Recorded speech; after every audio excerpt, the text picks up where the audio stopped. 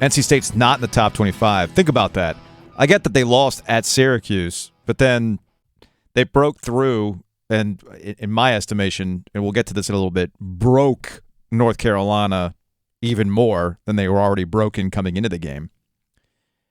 And they dropped out of the top 25? Oh, was that the 4D chess all along? Like, oh, NC State, you think you got the last laugh on us. Oh, no. We're so bad that beating us gets you nothing whatsoever.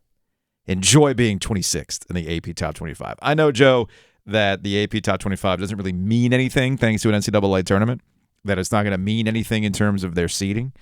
And hopefully Joe Lunardi does not take over one of our speakers while you're listening to us in your car or in a headphone, that all of a sudden Joe Lunardi just starts talking into one of your ears while we're doing this, like on the broadcast. But that's kind of funny how that worked out for NC State.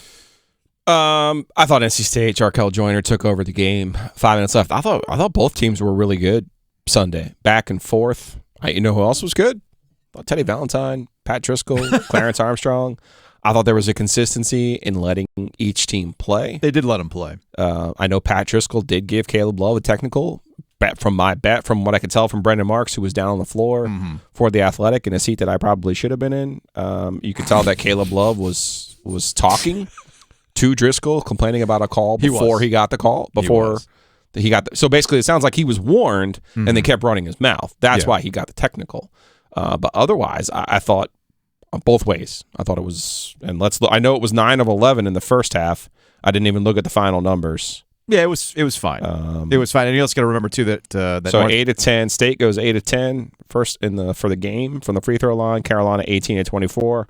A lot of that is it. Honestly, I know people don't like to hear it, but a lot of it is the way that Carolina plays. Yes. I mean, but that's the when problem. You're more aggressive in the basket, you're going to get more calls. But there's also here's how Carolina plays. Here's how Carolina plays, or that's how Carolina plays. Was on display at around the 8-minute mark left in the game when it looked like. I mean, I had the tweet ready to go. Here it is. Here it is again. Yeah, they're up 6. Doesn't matter. It really doesn't matter the current state of either of these programs. UNC will probably find a way to win because of how they play. It doesn't go well for State. NC State sometimes gets themselves a little too overhyped. It sometimes backfires. I had that tweet ready to go. All right, I tweeted it. It was 54-48. They were pulling away. State was 2 of 13 from 3. So there were two things competing in that moment. Okay, and for those who've been watching NC State and Carolina play for a long time, like you and I have, you'll understand what I'm getting at. There is the historic nature of what we see between NC State and North Carolina, and why I thought, all right, well, this game's a wrap. And then there's what this North Carolina team has been all season long, right? Which one was going to win out? Both teams. Yeah. I thought it was a good game on Sunday. I thought Carolina was right there with State. They were trading punches. They're back and forth. It was a good basketball game. But North Carolina can't trade enough punches. That's the problem. Caleb Love was fully engaged. Yes. I thought that was probably his best game in a long, long time. Sure. But again, we get the magic number of 3 from Carolina. Yeah. RJ Davis, man, you got to play basketball, bud. You got to stop trying settling every call that you look for. Just play the game and you'll be fine. He played poorly. And then Baycott had 16 and 14, but I thought, you know what? I thought that was an even with DJ Burns. Mm-hmm. You know, I thought Burns played him to a standstill. So who wants to take it over when it's 60-60? The answer was Jarkel Joyner. And I'll say this about this State group. I've said it before. I've said it on Pack Therapy. I'll just say it. They're impervious to NC State stuff. Yeah. They don't care about that history. They don't care about it. They're down 6. Yep. They're not looking at the rest of the building. They don't care about the rest of the building. They care about the game itself and just playing the game. And we saw this at Syracuse when they got down. Mm-hmm. They didn't win the game, but they kept playing. They kept plugging along. We've seen this all season long with this team. The Miami game, the Wake Forest game. When they get down, they don't get frustrated. Mm-hmm. They just continue to play, and it has served them well. And when you have a 6th-year point guard who is highly motivated, and big shouts to Hayes Lancaster, big shouts to Scott Wood, and of course Levi Watkins, who is his coach at Ole Miss. Mm-hmm. You know, big shouts to Kevin Keatts too. Speaking of people they wanted to fire Kevin Keatts last year. Yeah, and you know they lost a school record number of games last year. They were the worst team in the ACC last year, and it didn't work. They weren't good last year. Period. No. And Kevin made too many excuses last year with Manny Bates last year. So what'd they do? They went and got guys out of the portal who could play. DJ Burns. They went and got Jarkel Joyner. they have this identity now that they play together. You could see the pure joy on their faces when Jack Clark hit the go-ahead three-pointer. That seemed like another one of those moments for State where you're like, oh, it's not just one or two guys. It's a whole group. You talk about the moment, and this is where two things can be true at once. I'm not trying to diminish anything that NC State did on Sunday. They played to what NC State has done this year, and you and I have been consistent in talking about that and pointing that out. Whether it's game to game, they lose, they typically bounce back. Or they have not lost consecutive games this within year. A game, they will find a way to get through whatever. The Virginia game was the only clunker of recent memory. And they were bad in the first half, and they played well in the second half.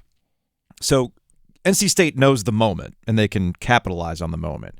On the flip side of that, and where two things can be true, North Carolina has capitulated in the moment consistently.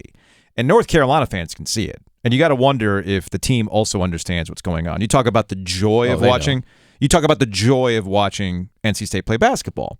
I mean, that's evident in the way that people get really excited when DJ Burns gets the ball in the low post. Like, that is, like, you can hear it in the building as people start getting hyped up. Carolina fans are just waiting for when North Carolina has to handle another team fighting back, them imploding, which again happened around that 8-minute mark. They had 5 straight empty possessions that completely changed the nature of the game.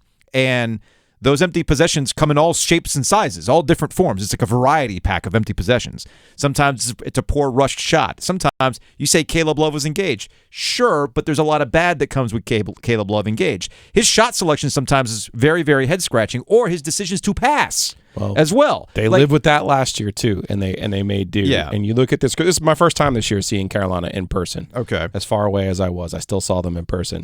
And I'm not trying to blame. They would have been better off if Love or Davis or Baycott had left. Mm-hmm. Because by bringing back all of the same pieces, save for Manick, you're now looking at the person who replaces that Manick and going, uh-oh. Well, you're giving it to Taylor Swift. Hello, I'm the problem. It's me. Well, and I don't want to do that to Pete Nance, but the truth of the matter is he's not good enough. And I'm sorry if that hurts somebody's feelings out there, but that's the truth. But here's the problem. It's the same with that team statement. with a new guy, and he was attacked and targeted yesterday. Yeah. Because, my man, you are the weak link, and I'm sorry if I'm the first person telling you this, but it's the truth. Well, here's the issue.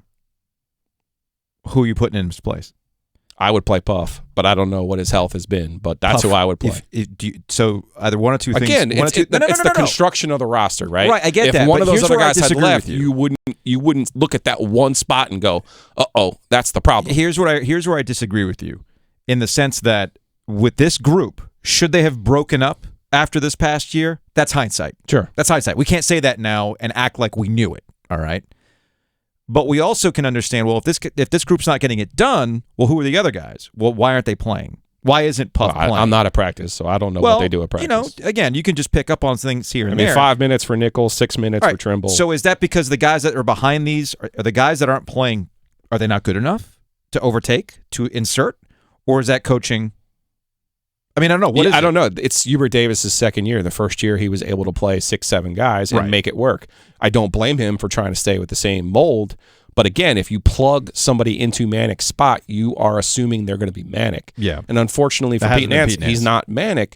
But also, unfortunately for Carolina, Pete Nance has not been a productive ACC player. I'll close on this.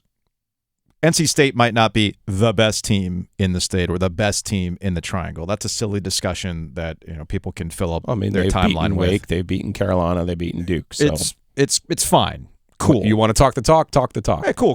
Whatever. Again, I find that eye roll inducing because anytime somebody says, we're the best program in the state or whatever, what happens? You usually fall on your face. So I don't really get too caught up in that. Well, they've got Wake and Duke coming up. Let's see what happens with Wake and Duke. Run it back games. Just saying. For the other team. Here's what I will agree. I think nobody's going to disagree with me. Is there a team having more fun than NC State? No. There is not a team that's having more fun than NC State. Now, is there a correlation between them having fun and the winning? Of course there is, but no team is having more fun than NC State. It's a joy to watch them play. Carolina playing, no matter how engaged or how good they might be, they still are not fun to watch. And there's also a detachment with this Carolina team.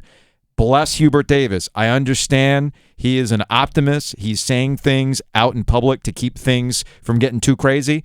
But that press conference on Sunday felt detached from reality. And the reality is that this team is running out of opportunities, and I don't see that team being good enough to get those opportunities on their side, whether it's Virginia or Duke. This is not last year. We got to stop talking about last year. You got to talk about this group, and this group doesn't seem to have it.